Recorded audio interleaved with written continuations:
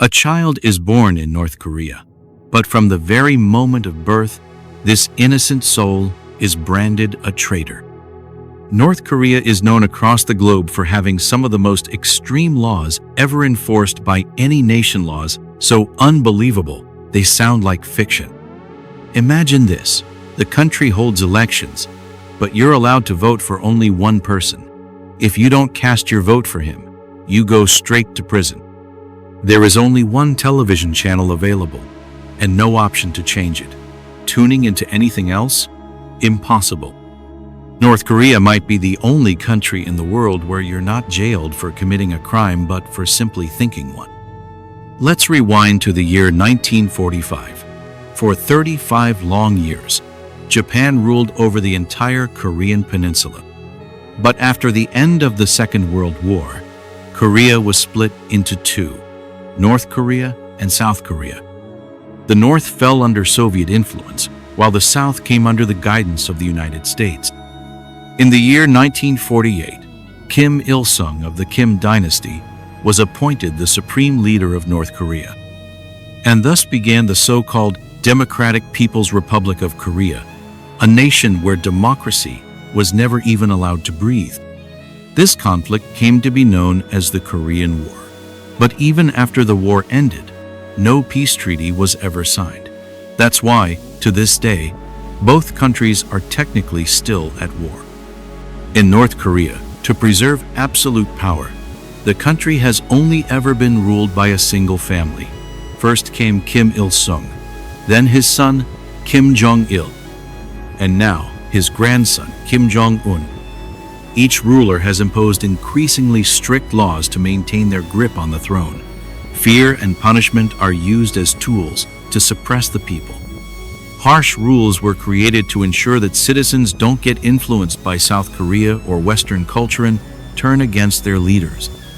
Today, we will explore some of the most bizarre laws still in effect. Let's begin. In the year 2024, North Korea banned the use of sunglasses and even imposed restrictions on wedding dresses. In metro stations and other public places, you won't hear music. Instead, only speeches from the Kim family are played. During these speeches, no one is allowed to talk, whisper, or make any noise at all. If someone is caught watching South Korean dramas or Hollywood films, they could be sent to a labor camp or worse, face brutal punishment.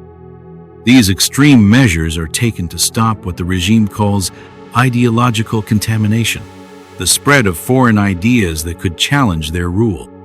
People in North Korea are not allowed to access the real internet.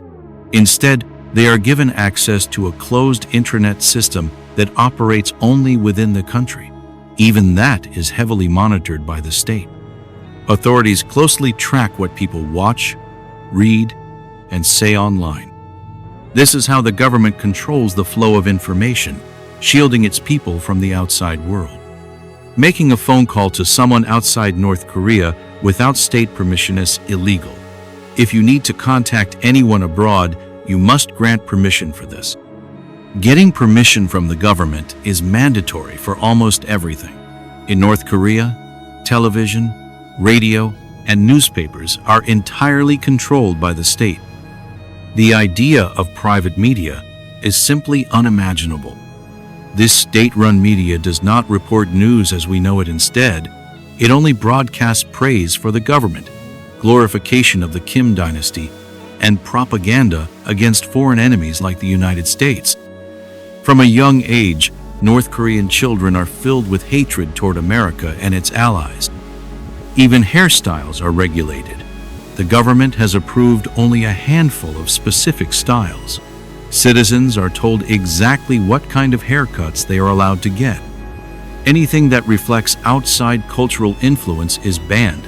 That includes wearing jeans, dyeing hair, or wearing flashy clothing. If anyone violates these rules, their items are confiscated and they are punished. And it doesn't stop there. Even food choices are controlled. For example, hot dogs are banned because they are considered part of American culture. Dishes like jjajangmyeon and taeyokboki, which are common in South Korea, are also forbidden. To travel from one city to another, you need a special permit. Without it, travel is considered illegal.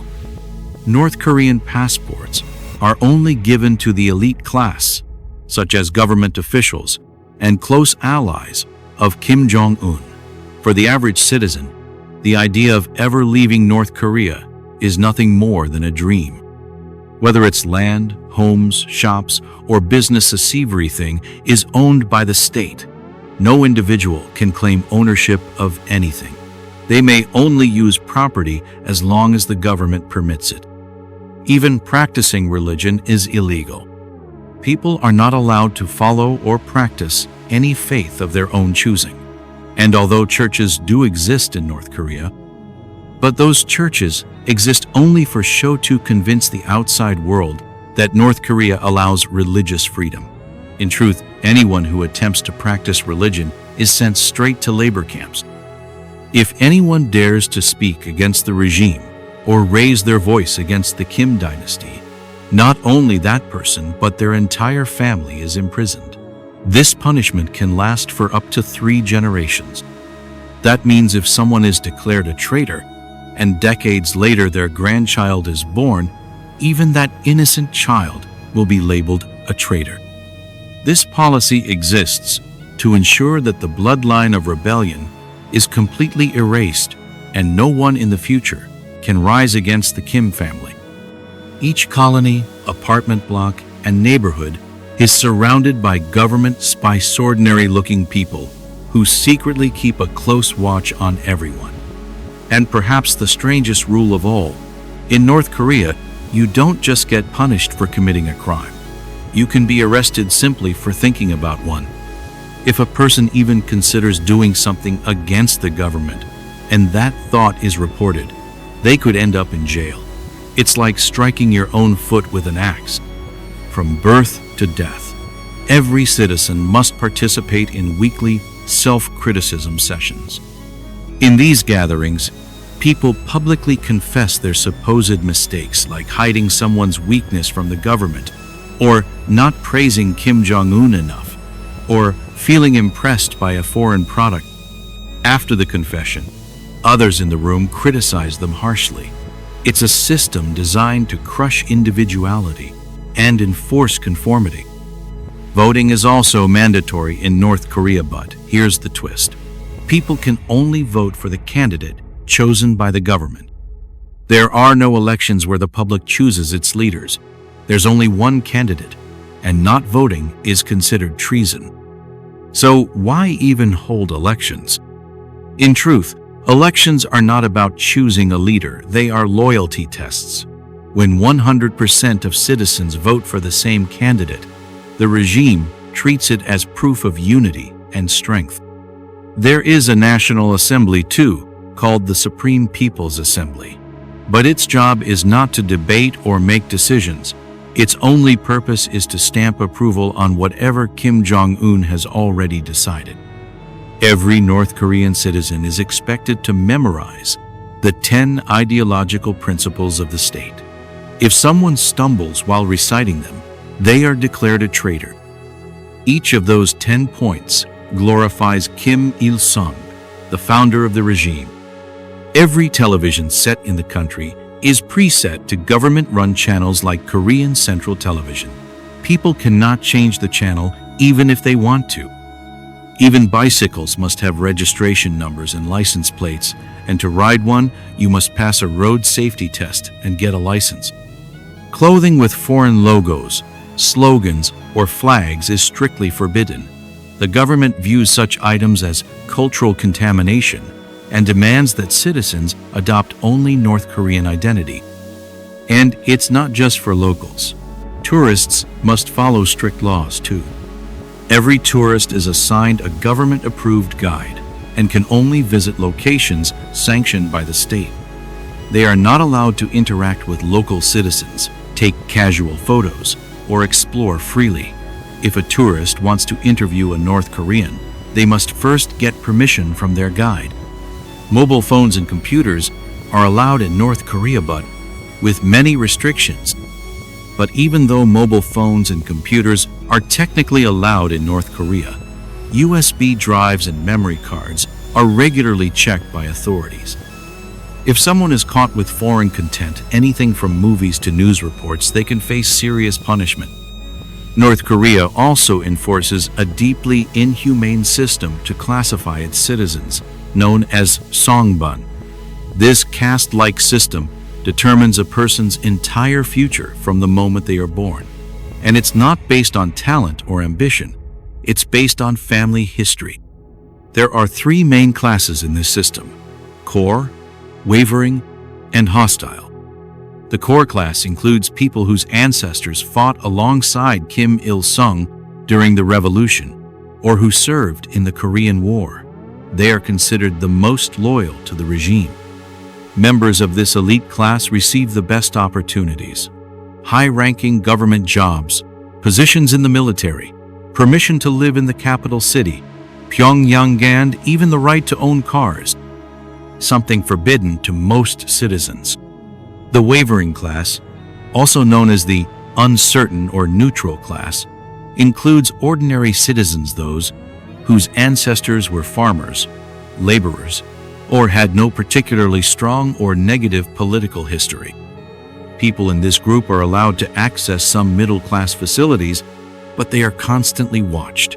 They are not fully trusted. And then there is the third category, the hostile class, also referred to as Jaktae Giching.